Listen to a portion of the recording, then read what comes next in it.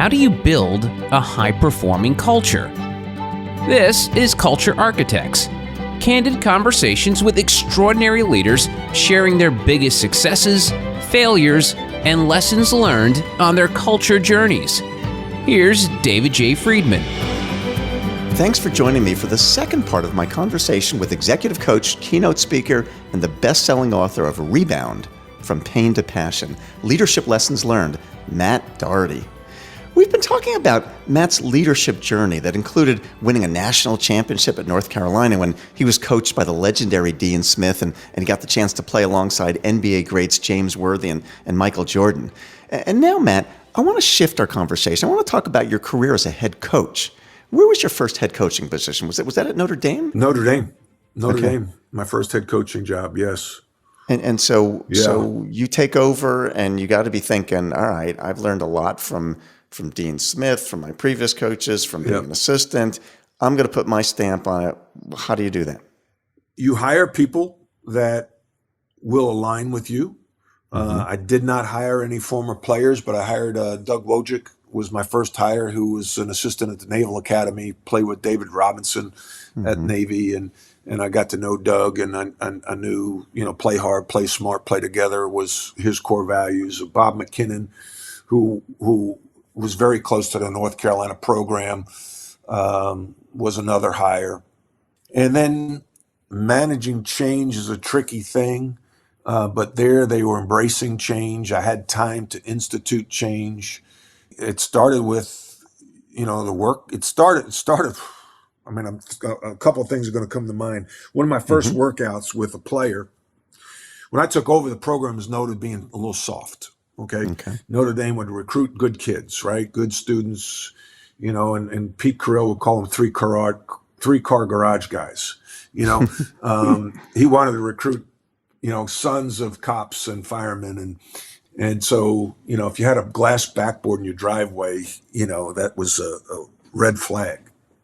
So anyway, I've got a team of nice guys, but they were a little soft. So I remember one of my first workouts with Jimmy Dillon, and I don't mind mentioning his name because he went on to be one of my best leaders. We're playing in a workout, and he's going one-on-one against somebody, and he gets poked in the eye, and he drops the ball and walks off the side corner of the court. And I lit him up like a Christmas tree. And I said, so you got hit in the eye, you're going to walk off the court and drop the ball and give it to the other team?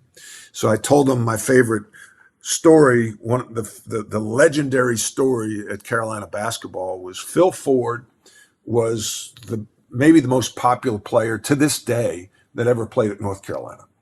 Wow. And he finished in 1978. Phil was playing defense, drew a charge, referee didn't call it. They inbounded the ball to Phil. Phil dribbled over to the side of the bench and handed his tooth to the trainer and continued to dribble up the court and get into the offense.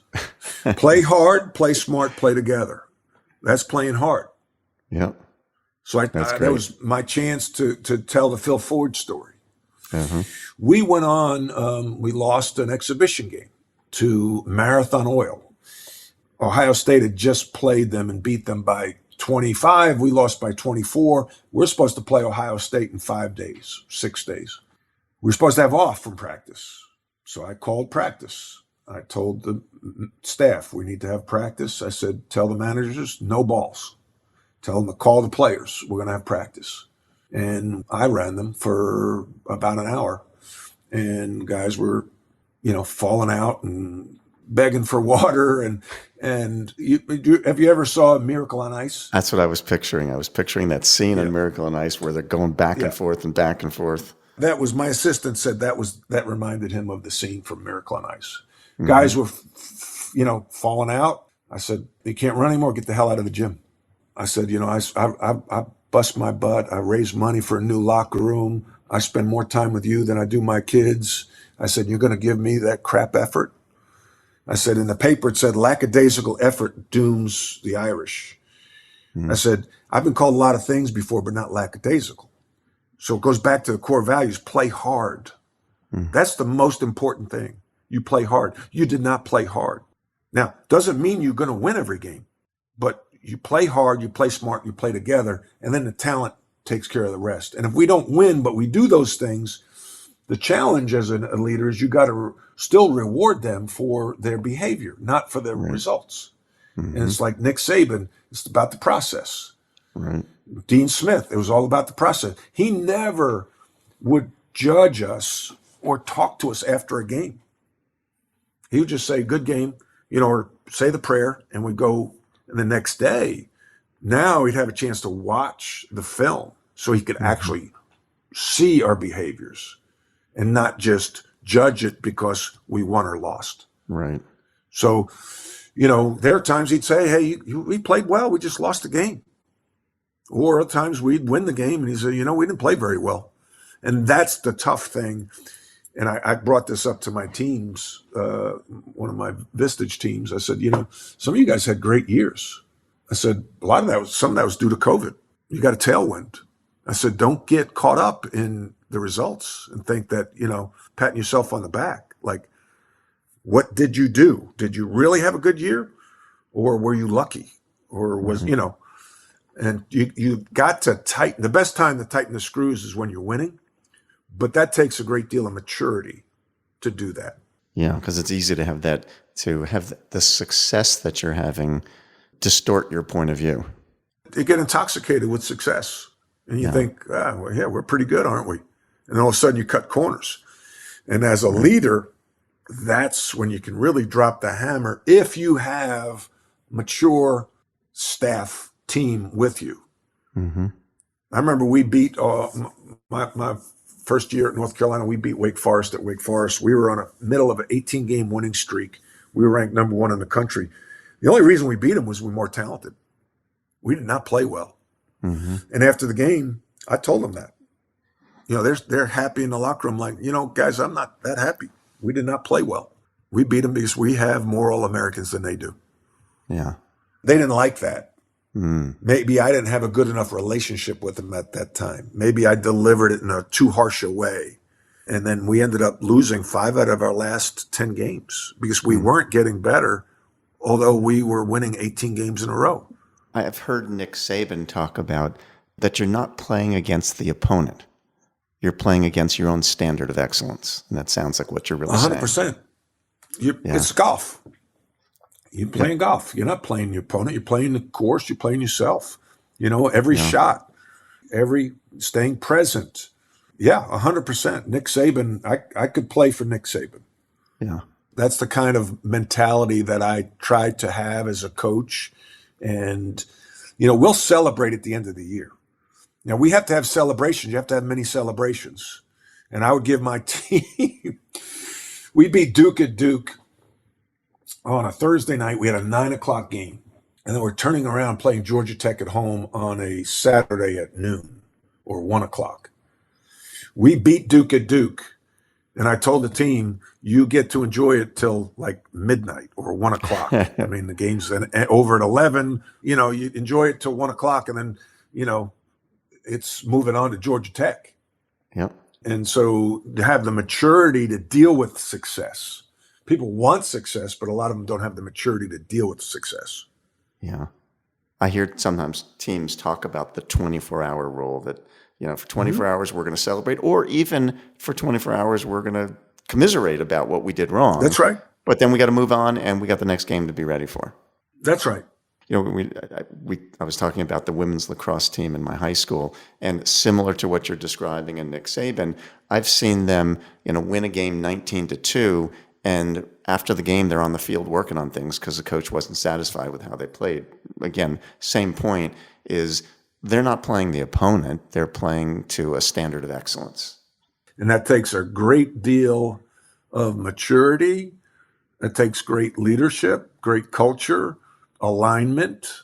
Once you build it, then it's like a snowball. It snowballs, because now you get internal. You talk about internal advertising, I believe is kind of your term that you used. I may have butchered it a little bit, but that internal advertising comes in different forms. What's the most powerful form of advertising is word of mouth, right?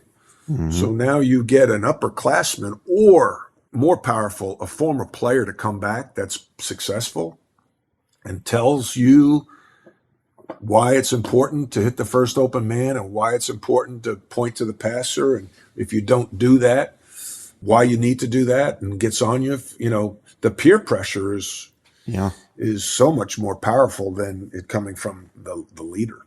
Yeah. Let's just switch gears a little bit, and I want to get into the transition that you made from coaching, and then unfortunately had a disappointing coaching experience where you were forced to resign from UNC, and that had to be really twice. difficult. I was forced to resign there, and I got fired at SMU too. Yeah. And in a public setting, I mean, most of us don't lose jobs in a public setting. That's got to be really difficult. That's right. No, I went to the public square and they brought out the guillotine, tar and feather, chopped my head off. Yeah. That's got to be hard. And there's a celebration too, David. People celebrated. Oh God. Very few of us ever have that experience, thankfully. So how did you obviously had to take a hard look at yourself at that point and say, all right, so where did I lose my way? What am I going to do next? So tell me about, what was your mindset and how did you successfully navigate from that experience to saying, all right, I'm going to use this experience. I'm going to somehow take what I've learned from this and carry that forward so that I do something positive with this. Tell me, how did that happen? Well, I appreciate that. I think I took the mindset of a player and a coach. What's the mindset of a coach? Let's just talk football because that's kind of, easier. Games are on, let's say Nick Saban, game on Saturday. What does he do? Let's say they lose a game or they win the game. They watch the film and then they adjust practice accordingly and start practice on Monday. At the end of the season, win or lose, you need to evaluate your season. What do you need to do better going forward? Year in review, just like in business. So I lost my job at North Carolina. I got fired in a very public manner. They questioned my leadership publicly. So I'm like, okay, I lost the game. I lost the season. I lost my job. They're questioning my leadership. I got to get better. And it's just like a player, like, oh, you're not good enough. You got to work on your jump shot. Okay, I've got to work on my jump shot. Coach Smith says, I need you to get stronger. Okay, I'm going to get in the weight room. That's the mentality of a player. That's the mentality of a coach. So I'm like, all right, I'm going to get better. And I went on a leadership journey. A buddy of mine, John Black, who worked in business, had gotten, I don't know if he got fired, but he was running a financial division for a company in Charlotte, went on a leadership journey. And so he was really my mentor and helped me with this. He and I are a lot alike, in the DISC assessment, a high D. So I went on a leadership journey. I went to University of Virginia, worked with a lady named Carol Weber, went to Wharton. My brother went to Wharton, took a class there, met Fran Johnston, and then she became my executive coach, my leadership coach. I'd fly up to Philadelphia once a month, meet with her while I was out of coaching. I was doing some TV. I remember sitting in the class at Wharton, and she was talking, and we were studying out of the book Primal Leadership, The Art of Emotional Intelligence by Dan Goleman. And a couple things resonated. One said, leadership is a learned behavior. That was the most exciting thing I've ever read, David, because at that point, they were telling me I wasn't a good leader. And I always thought that leadership, you were born a good leader. So I'm thinking I'm not ever going to be a good leader. So when I read that, that was the most exciting thing I've ever read. And then she's talking about emotional intelligence in 2003. And I'm thinking, what in the hell is emotional intelligence? I never heard of emotional intelligence. And as she's explaining, and I'm sitting there in class, I'm saying, oh my God, if I would have taken this class before I was a head coach, I might still be the head coach in North Carolina. Wow. Because I had zero emotional intelligence. I didn't get it. Carol Weber had me take the Myers-Briggs assessment. And, I walked into her house, her home office in Charlottesville in May, I think, of 2003. And I'm beaten up. I mean, emotionally beaten up. And, she sits me down and she said, you're an ENTJ. And You thought it was ESPN. jokingly, I thought, so where do I sign on? How, do you need my agent? I jokingly say, I've been called a lot of 4-letter words before, but never an ENTJ. And then she goes on to say, only 2% of the population are ENTJs. And I'm sitting there thinking, I'm kind of elite. I mean, 2%, like North Carolina just fired an elite coach. And she's like, no, you don't get it. That means 98% of the population don't think like you think. And I'm like, oh my God. Mm-hmm. So leadership is a learned behavior. And I'm learning today, like one of the best things about being a Vistage chair is I'm getting better. I'm getting better as a leader. I still make mistakes at 59 years old. Leadership is you never arrive. I use a lot of sports analogies. You get into the red zone as a team. You think you're getting ready to score. Then they push a button and they extend the field another 100 yards. That's leadership. Mm-hmm. And Bob McKillop talks about coaching scars. And we've all had them, where you regret an incident that you've had with a team member. And I had one recently in a meeting with a young leader. And I've had to look inward and say, you know what? Even if I felt like that person's behavior was wrong, I reacted. Tim Kite, who's a good follow on Twitter, talks about E plus R equals O, where E is the event, R is your reaction, and O is the outcome. The only thing we control as leaders is the R, right? Our reaction. So this event occurs in a meeting. I respond in front of the team, in front of the group, and it feels good for a minute, and then I realize there's collateral damage. And so now I beat myself up, talk to the person, and now I'm going to try to use it as a teaching moment. Because as a leader, one of the best things I think we can do is be authentic and say, hey, I screwed up. Yes. I shouldn't have done it that way. Now, the key is, Coach Smith would say, you can't apologize. Like if you're apologizing too much to your team, you're not really a great leader. So don't let that happen again. You can only do that so many times that you have to change, and you can change, but change is hard. Yeah. Yeah. I've often said to people, when we're working with our clients on fundamentals, that as a leader, you've got to be a really good example, but you're never going to be perfect, to your point. You're going to make mistakes. And in fact, to some extent, it's exactly as you're describing, it's a great example of leadership when you're authentic enough to fall short, own it, apologize, and work on it. But to your point, if that keeps happening over and over and over again, at some point you lose credibility. But to be able to be big enough to say, I screwed up, I didn't handle that situation well, I own it, I'm working on it, and this is what I'm going to do to fix that. That's in many respects, in my experience, that's better leadership than thinking you have to be perfect all the time. Yeah, well, you're not going to be. No. And my beliefs, my faith is the only person that was perfect. They hung on a cross. So good luck with trying to be perfect. We could take that a lot of different ways because it's that's my point, is that you get into the red zone and they extend the field 100 yards, or it's like golf. You feel like you've got it. Like as soon as you birdie a hole, like the post birdie mess up, like you birdie a hole, you think you've got this thing figured out. Boy, I'm really rolling. Yeah.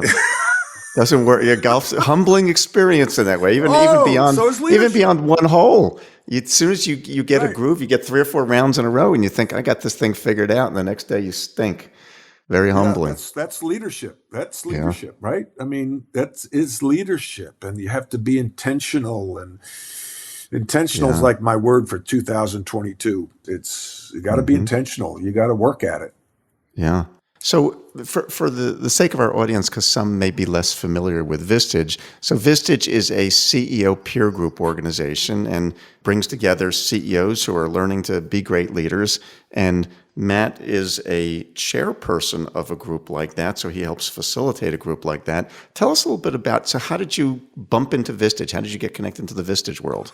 I got excited about executive coaching when I had Dr. Jerry Bell in Chapel Hill work with me when I was the head coach at North Carolina.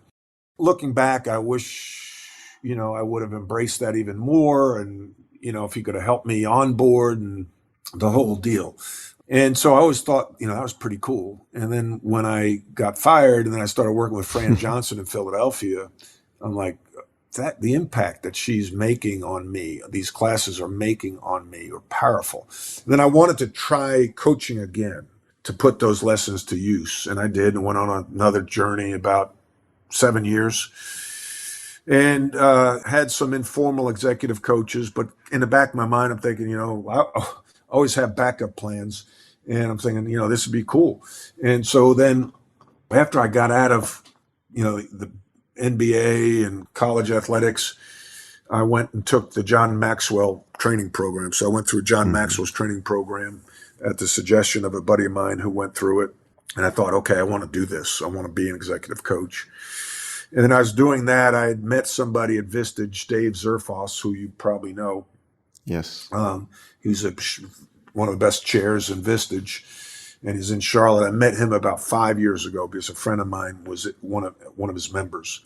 And I thought Vistage is pretty neat. So I reached out to him again, and I like what Vistage had to offer. It's more robust. It has a little more firepower.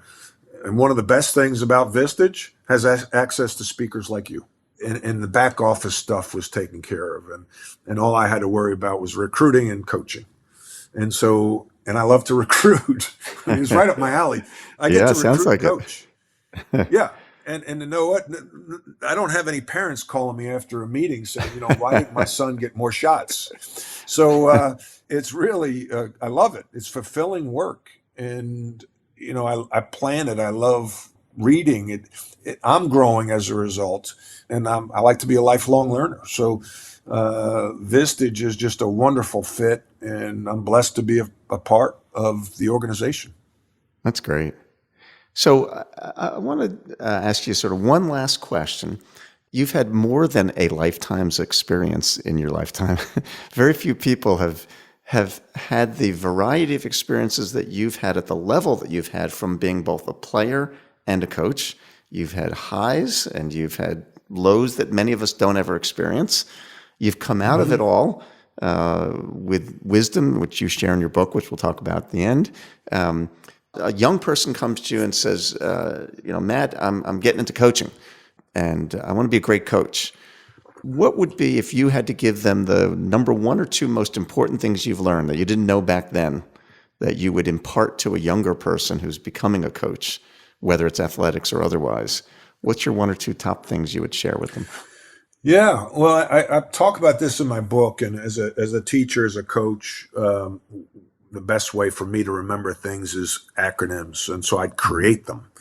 And I created this story. The stories are, and I think you share this too. Stories are a great way for people to remember things.